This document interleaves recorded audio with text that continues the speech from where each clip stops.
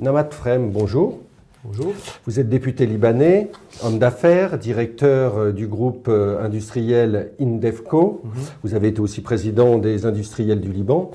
Et vous portez le projet Nation, qui est un projet d'émanation plus de gens de la société civile, des entrepreneurs et tout ça. C'est la nouvelle donne de cette élection, de ces dernières législatives au Liban. Il y a eu une percée des nouveaux élus issus de la société civile, des indépendants réélus aussi. Oui, bien sûr. Je crois qu'on a fait un bon travail.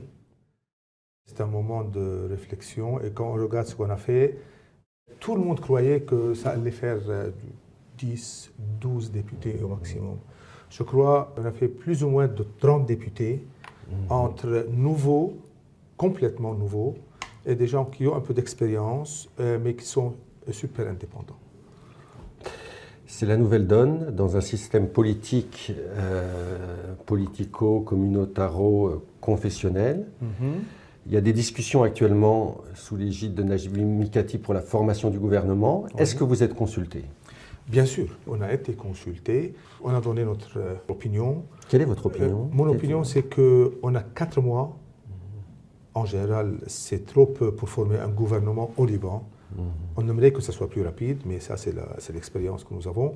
Si jamais on arrive à former ce gouvernement, que j'espère que ce serait un gouvernement qui va se focaliser sur quelque chose de très important maintenant, c'est la priorité des dépenses, parce que nous sommes la situation à court de économique, munitions, bien sûr, et une inflation importante, des problèmes d'approvisionnement extrême, une fonte de la protection sociale au Liban. Et je crois que là, vraiment, quand on regarde les priorités... Les problèmes de la dette aussi. Mais c'est tout ça à cause de la dette. Ce qui se passe avec la monnaie a créé maintenant un système où la protection sociale n'existe plus. On a tous peur que la souffrance du peuple libanais est extrême aujourd'hui. Et l'exode aussi, d'une partie... Qui se reflète dans l'exode. Et on a peur que... Notamment les cadres du pays compétents qui... Seulement, si vous voyez ce qui se passe avec les docteurs, les médecins libanais, oui, les on a perdu 40% des effectifs de nos médecins, ce qui est énorme.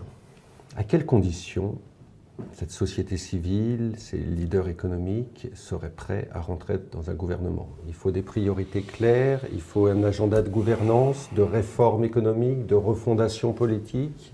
Tout ça en même temps, mais la priorité serait la protection sociale immédiate, comment travailler avec la FMI et le World Bank pour cette stratégie de repêchage de l'économie libanaise, le recovery plan économique et les réformes nécessaires à l'administration libanaise qui, je crois, si on fait la première sans la seconde, on risque de refaire une grande dette dans les 5 ans à venir. Parce que les tuyaux sont troués. À la Banque centrale aussi. Et on a besoin de 3 ou 4 lois essentielles. L'énergie, bien sûr, avant tout. Et puis, vous avez la capital control. Et puis, on a ce qu'on appelle le secret bancaire. Comment développer ce concept pour qu'il soit du 21e siècle, sans trop casser tout, ce qui ne va pas être très facile. D'accord. Quels sont les points de blocage? Est-ce qu'il y a des points de blocage actuellement pour la constitution de ce gouvernement? Est-ce que les partis historiques issus de la fin de la guerre du Liban et des accords de Taïef bloquent? C'est l'ancien ordre qui est en fin de route, qui est cassé, complètement cassé. Nous sommes entre 2 systèmes maintenant. Moi, je crois que depuis la fin de la guerre civile, quand vous parlez du système politique libanais qui s'est restructuré dans l'État libanais, en terminant la guerre civile et en entrant dans les institutions libanaises, il a sapé les institutions de l'intérieur. On a atteint un niveau aujourd'hui où la productivité du secteur des institutions libanaises est a priori nulle. À cause de ça, on a créé cette grande dette. Et à cause de ça, nous vivons ces moments difficiles. C'est pour ça qu'il faut s'en sortir d'une façon créative. Il faut s'en sortir par vous-même, ou est-ce que le pays, selon vous, doit repasser sous la tutelle du Fonds monétaire international ou de bailleurs de fonds? Vous savez qu'il y a ce débat, quand le président Macron est venu, certains ont vu d'une certaine bienveillance cette forme de néo-tutelle sur le pays, mais vous êtes un pays souverain. Alors, je dirais que quand nous avons atteint un niveau aussi bas de conditions de vie au Liban, la souveraineté devient relative. C'est pour ça que je crois qu'il faut travailler ensemble avec la communauté internationale. Le Liban ne peut pas être un État paria contre le système économique ou politique international. C'est pour ça qu'il faut trouver la meilleure façon de travailler ensemble. Et je crois qu'il y a pas mal de façons. La sortie de crise grecque est quelque chose qu'on peut regarder et apprendre beaucoup. On ne veut pas une sortie de crise à la Venezuela. D'accord. Donc, ça veut dire que vous êtes en faveur de discussions très poussées avec les institutions de Bretton Woods, vous mettre d'accord sur une feuille de route, un agenda de réforme, peut-être aussi favoriser CEDRE aussi, Bien sûr, tout ce que les bailleurs de fonds ont imaginé et pensé pour refinancer le pays, pour lui permettre de franchir un cap. Moi, j'ajouterais encore une chose, utiliser cette crise pour améliorer le système et évoluer le système libanais. Et cette crise-là, qui est quelque chose de système très mauvais, politique. Oui, je commencerai par les problèmes économiques, en passant par l'administration libanaise, la restructuration de l'administration libanaise, en attendant, peut-être en troisième temps, le système politique libanais. Faut-il mettre fin à ce système de partage du pouvoir politico-communautaro-confessionnel? Non. Que faut-il faire alors? Il faut l'évoluer. Mettre fin, nous sommes au Moyen-Orient. Il faut oublier le concept, la table rasa, comme ça. On vient, on termine tout et on reconstruit sur quelque chose qui n'existe pas au Moyen-Orient. Il y a des réalités. Le Liban est formé de 4 composantes essentielles, building blocks si vous voulez. Rappelez-les. Les chrétiens, les chiites, les sunnites et les druzes. Ils se sont, à un moment donné, regardés dans les yeux, ils se sont dit, on va vivre ensemble. Parce que quelque part, ils ont dans leur subconscient qu'ensemble, c'est mieux. Il faut toujours s'assurer qu'ensemble, c'est mieux. Et il faut le voir, il faut le sentir. C'est pour ça que, avec le projet Nation, nous avons créé comme mouvement, on ne veut pas l'appeler mouvement ou parti. C'est un projet un grand chantier. De refondation. De refondation. Nous sommes en train de chercher, on a des réponses, on commence à avoir des réponses claires.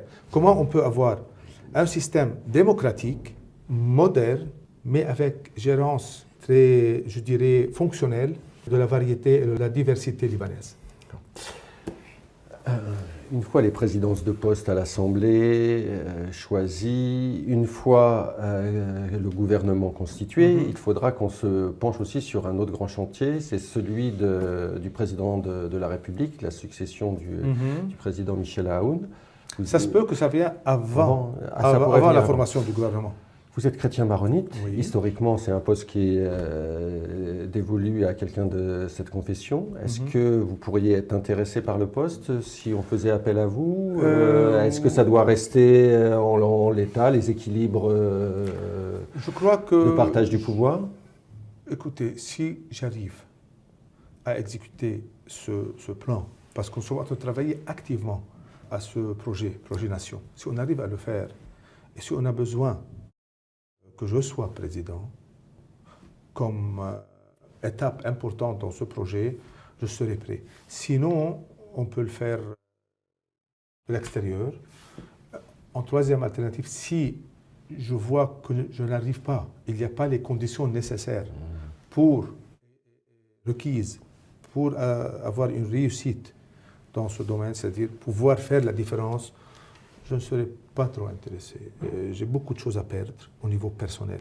C'est pour ça qu'il faut qu'on s'assure que je travaille pour optimiser les conditions de réussite. Qu'est-ce que ça veut dire réussite? Il faut bien définir la réussite. C'est quoi la réussite pour ce projet? C'est pouvoir établir un dialogue inclusif de toutes les communautés vers un Liban plus fonctionnel, plus stable, plus robuste. Et qui reprend le chemin du développement. Pardon? Et qui reprend le chemin du développement. Exactement. La prospérité serait un objectif essentiel, mais il y aurait un objectif plus petit commun multiple, comme on dit, un PPCM, entre les composants de ce Liban, le bonheur et la recherche du bonheur du citoyen libanais. qui commence à être... On oublie ça. On oublie que la recherche du bonheur est un objectif louable, avant tout. Ce n'est pas quelque chose de matériel, au contraire. Le bonheur, c'est assez profond comme concept. Et je crois que c'est un élément de convergence entre chaque être humain, de toute confession, de toute couleur, de toute ethnie. Et je crois que le Liban du XXIe siècle se doit d'être un pays de bonheur. On ne peut plus se permettre d'être l'agent et des agents d'autres pays pour le bonheur d'autres pays. Monsieur le député, merci. Merci à vous.